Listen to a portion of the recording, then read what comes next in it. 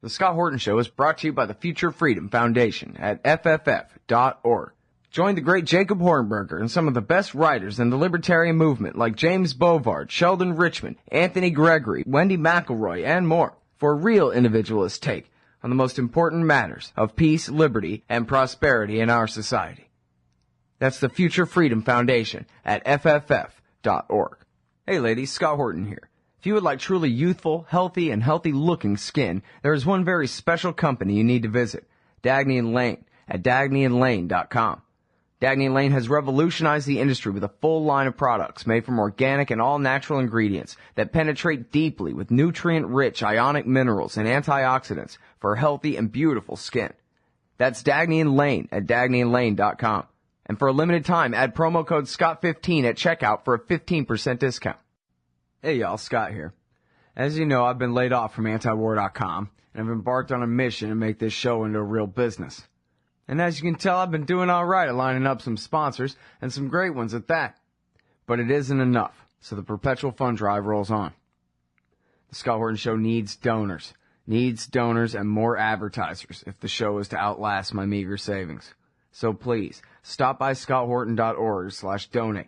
You can make single donations or sign up for a monthly subscription with PayPal. You don't need an account with them to do so. Or use Google Wallet, WePay.com, Give.org, and now even accepting Bitcoins. And if you own or represent a company or organization interested in sponsoring the show, please email Scott at scotthorton.org so we can work it out. That's scotthorton.org/donate. And thanks. I'm Scott Horton. Our next guest is John Glaser from antiwar.com. Welcome back to the show, John. How are you doing? I'm pretty good. Thanks for having me on. Well, you're welcome. I'm very happy that you're here. Your headline from the other day, but might as well be from today. It's Hamid Karzai, U.S. war in Afghanistan, quote, will not succeed.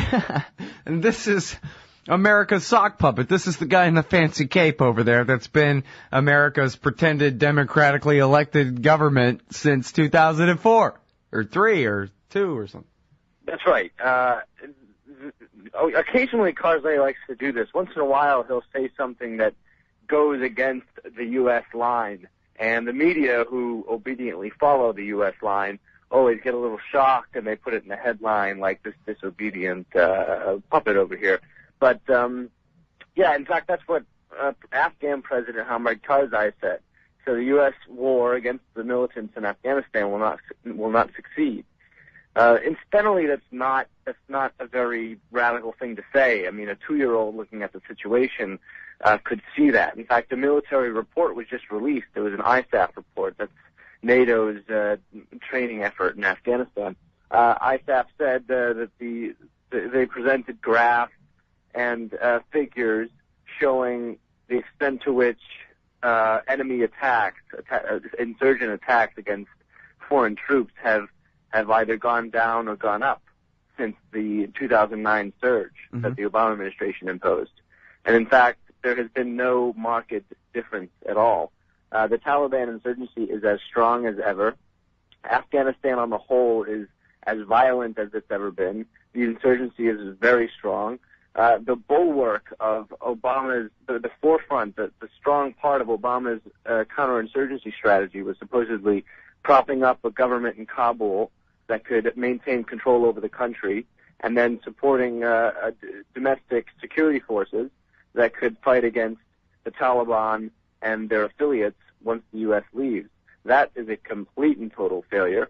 There's not one single measure that the Obama administration, on an objective metric, has been able to point to say, hey, look, we've made progress. The whole thing is an utter failure, and the president of Afghanistan merely looked and observed and said exactly what he saw and what everybody sees, that Afghanistan is a complete failure. You know what? I admit at this point I'm confused. I mean, clearly there's a policy of collect more ribbons and stay as long as you can and these kinds of goals that are, open-ended kind of things for military men and whoever's, selling them clothes and bullets and tanks or whatever. But it seems like somebody, I don't know, whoever's in Michelle Flournoy's spot now, somebody in the policy department at the Pentagon, somebody's supposed to have a strategy here. So, like, bigger than, a surge strategy. I'll still call that a tactic. Well, I mean, what is it that they're even actually trying to do? It seems like, from all the journalism I read that comes from the real, establishment level, top-down functionary types, they never seem to really take into account the actual country, right? I never hear them say, okay, look, we're fighting for the commies. We're fighting for the warlords that were the sock puppets of the Soviets, who are not necessarily representative of, but at least the people who have the power among the Hazaras, the Uzbeks, and the Tajiks. And, basically the Pashtun status of Karzai, the sock puppet, is seemingly meaningless here, as it's really a war of these minorities, the Northern Alliance minorities, against the Pashtun majority, and with no attempt to integrate them into this government at all. None of this, Wolfowitzian social engineering project is really even being attempted. And is that what they're doing? They're sitting at a table and saying, how do we help the people who were, a day from losing the day we intervened 11 years ago? How do we help them take over the whole country and rule over the Pashtuns, who are the majority, who all have rifles, who have already said hell no, and who are backed by the Pakistanis across the border still? And what in the hell do they even think that they're trying to accomplish? I mean, if they were trying to break apart commie Northern Alliance stand, then fine, okay, then that would at least be an attainable, I don't know if it'd be possible really, but it would be a conceivable goal. You know what I mean? But what are they even actually trying to do in this war? I can't figure out, other than just keep fighting, John. Well, I think, first of all, if you think back to when the Obama administration decided it was going to perform a Bush-like surge in Afghanistan, I think there was two things going on. I think there was naivete, extreme naivete, that members of the administration actually thought that they could eliminate the Taliban from Afghanistan. That's basically a fantasy, by the way. But there was some naivete that that goal was achievable. The other factor that influenced Obama specifically to take the decision to actually perform this military surge in Afghanistan was because he was doing other things like opening up diplomatic relations with Iran, and supposedly, even though we found out that this wasn't true, supposedly trying to ease up on Iraq. He didn't want to be perceived as wimpy. He didn't want the Republicans to be able to call him a wimp. So he took the politically expedient decision to surge in Afghanistan and prove that he was a warrior too. But again, the naivete mixed with this sort of chest-pumping warrior-like talk about surges, these are a mixture that is a recipe for utter disaster. I think if you ask the Obama administration today, what's the goal, why are we there, it's to eliminate the Taliban and their affiliates. Again, not going to happen, especially with what you mentioned over the border in Pakistan. It's just a fantasy. It can't happen. So technically, I think that the strategy, if you ever got an honest opening with someone in the Obama administration, because I think this is recognized throughout the establishment, and this is why, like you said, you don't hear anyone talking about strategy. You hear them talking about tactics. You hear them talking about the next month, the next few weeks. You don't hear anyone talking about long-term strategy, and that is because the strategy is get the hell out of there with doing as little damage as possible from now until 2014 and not seeming like we retreated with our tail between our legs. That's the policy. The policy is to quit seeming while still managing somehow to seem like we're walking away with a torch. So everyone realizes the failure that's taken place. Everyone realizes that we cannot eliminate or do anything to really shape the realities on the ground, from military realities to cultural realities to economic realities. We cannot do that through the administration's counterinsurgency strategy. So I think and this is evident in the fact that Romney won't say anything about Afghanistan. Sometimes he tries to present himself as saying something different and arguing a different policy on Afghanistan, but all he really says, he reiterates Obama's precise position And he says, well, he shouldn't keep saying the word 2014 because then it signals to our enemies that we're leaving. But when and you know what? That's the one part of his speech that I saw this morning. He said 2014, and I will have the troops out by the end of 2014. And then he went on about how you should never say that, like you're talking about. And said, exactly but the one thing is that, well, I'll change my mind if there's any bad guys left, because the last thing I'm going to do is pull America out of there if there's any bad guys left.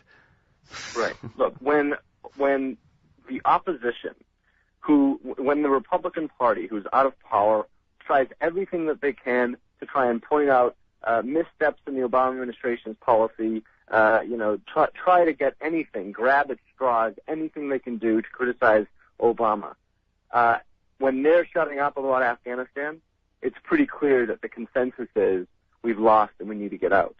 And this is why you're hearing such a gaping void in the realm of policy prescriptions and strategy for Afghanistan. Everyone recognizes that it's an utter failure. That's why. Yeah. Well, now, the thing is, too, I don't know if anybody could have ever figured out a way to really be a foreign power and dominate Pashtunistan there or whatever, but it seems like for the last, 6, 7, maybe more years than that, there's been an American policy to partner directly with the Indians in Afghanistan. You know, we could really use is your guys' help in patrolling and training and, just setting up a base here to be a provocation to our friends, the Pakistanis across the border, to make sure that they continue backing our allies. And I don't mean to make it sound as purposeful as all that, but it's basically as simple as all that. Funding our enemies, I meant to say. See, I didn't make it so simple. I screwed it up. But the point being the reason the Haqqanis and the Taliban, they would be there anyway. But the reason that they continue to kick the so-called Afghan government's forces behind and continue to be able to resist the Americans is because they have a lot of help from the Pakistanis. But we're making them do it. We're basically holding the gun to their head and making them back our enemies. Yeah, that's right. There's two things to say about this tribal border region where the Haqqanis and other groups exist and perform cross-border attacks and is sort of helping the insurgency keep up all of its energy and performance. But the first thing is that the fact that there is this major sanctuary is not all in Pakistan's hands. It's the making of the United States as well. In Afghanistan, when we went in to try and oust the Taliban and get bin Laden in 2001, 2002, the effect of those initial years was to push all of these fighters across the border into Pakistan for safe hiding so that they could regroup and then come again. So the fact that they have a sanctuary there and they're there is partly a response to the U.S. war in Afghanistan. The other thing is that there's been such a rapid increase in the radicalization and tribal membership and insurgent recruitment because of the U.S. drone war in this Pakistani region. So we've been, creating the sanctuary that we're supposedly trying to bomb out of existence. So that's the first half. The second half is that yes, Pakistan views it as in its interest to support the Haqqanis and elements of the Afghan Taliban, so that once the Americans leave, they can have some role in governing Afghanistan, because the Pakistanis, who are enemies of the Indians, and vice versa, view the possibility of India having some influence in a future Afghan government as unacceptable. They're not about to let that happen.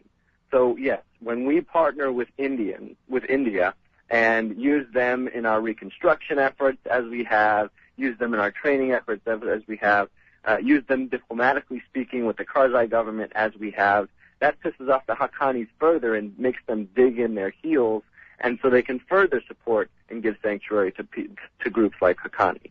It's a convoluted situation where we continually walk into brick walls and do ourselves trouble and complain about problems that are of our own making, when we could just simply back out, leave, recognize no progress can be made, and allow Pakistan and India to wrestle it out themselves and leave us out of it. Yeah, well, for years and years in Iraq, this worked, and it's the same kind of thing that Romney was alluding to in his talk today, which is, we can't leave now because it'll be worse if we go. And when you're saying to me, and I think you're right, obviously, I can't think of an argument against your position, that they know they lost, but they can't leave without calling it a victory, so they're trying to figure out a way to call leaving a victory. The thing is, they can't have that, right? Kabul is going to fall, and somebody is going to cut Hamid Karzai's head off, and everybody who is a quisling Vichy sock puppet of the Americans is going to have to run like hell, because they don't have any natural power there. They've been propped up and put in power this whole time. It's going to be like the fall of Saigon at some point. Maybe all the Americans will be gone by then, but the people that they have put in power, it's going to be like when the Khmer Rouge took Phnom Penh or something. And so Romney, and for that matter Hillary and Obama too, they'll always have that to point to as a reason why we just can't leave now, because if we did, they could confidently predict that something absolutely horrible would happen. Right, but of course that's a recipe for forever war, and that's not palatable to the American people, no matter how nationalistic they can get sometimes. And so politicians aren't about to come out and exactly say that, but that's exactly right. Someday, some future thing will happen, and it will be worse than what we're creating now. In fact, to recognize simply that the past 12 years, I think today is the 12th anniversary of the start of the U.S. war in Afghanistan. 12 years in Afghanistan. Just to simply look at that and recognize how badly it has failed and how we've laid the groundwork for future horrors to take place if we leave, that in and of itself is a logical fallacy if we try to use that to justify further U.S. intervention and further U.S. occupation. I mean, people have started to recognize this in pages of the New Yorker and, Afghan leaders say it all the time. As soon as the Americans leave and are not trying to militarily dominate that country, there's no power center. Kabul isn't strong enough. The insurgents aren't strong enough. All of these tiny little tribes of Uzbeks and Tajiks all around the country have their own militias. And this is the recipe for a breakup. This is the recipe for a civil war. And yes, it'll probably go on and on. But obviously, the U.S. military occupation of Afghanistan can't remedy that. And obviously, 12 years of creating that reality, that potential reality, is not going to, arguing for 12 more years does not do us any good.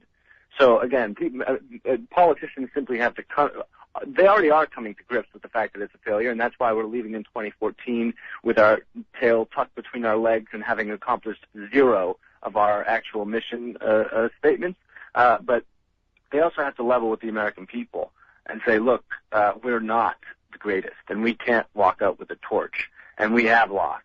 And that will be a lesson to the American people and to politicians that, you can't simply apply American military strength and might to any problem in the world and expect you're going to get this high and mighty, home from World War II kind of victory. It's not going to happen. These things are complicated, and you're going to create more problems than you eliminate. Yep. All right.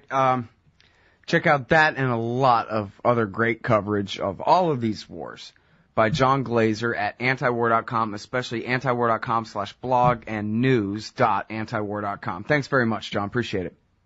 Thanks, Scott. So you're a libertarian, and you don't believe the propaganda about government awesomeness you were subjected to in 4th grade. You want real history and economics. Well, learn in your car from professors you can trust with Tom Woods' Liberty Classroom. And if you join through the Liberty Classroom link at scotthorton.org, we'll make a donation to support The Scott Horton Show.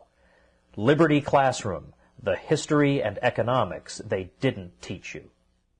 In an empire where Congress knows nothing, the ubiquitous D.C. think tank is all. And the Israel lobby and their neocon allies must own a dozen. Well, Americans have a lobby in Washington, too. It's called the Council for the National Interest at councilforthenationalinterest.org. They advocate for us on Capitol Hill. Join CNI to demand an end to the U.S.-sponsored occupation of the Palestinians and an end to our government's destructive empire in the Middle East. That's the Council for the National Interest at councilforthenationalinterest.org.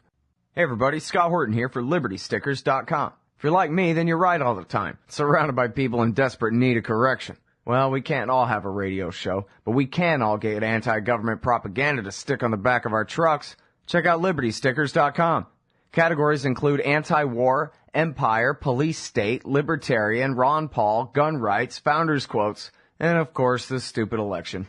That's LibertyStickers.com. Everyone else's stickers suck. Hey y'all, Scott Horton here. After the show, you should check out one of my sponsors, WallStreetWindow.com. It's a financial blog written by Mike Swanson, a former hedge fund manager who's investing in commodities, mining stocks, and European markets. Mike's site, WallStreetWindow.com, is unique in that he shows people what he's really investing in, updating you when he buys or sells in his main account. Mike's betting his positions are going to go up due to the Federal Reserve printing all that money to finance the deficit.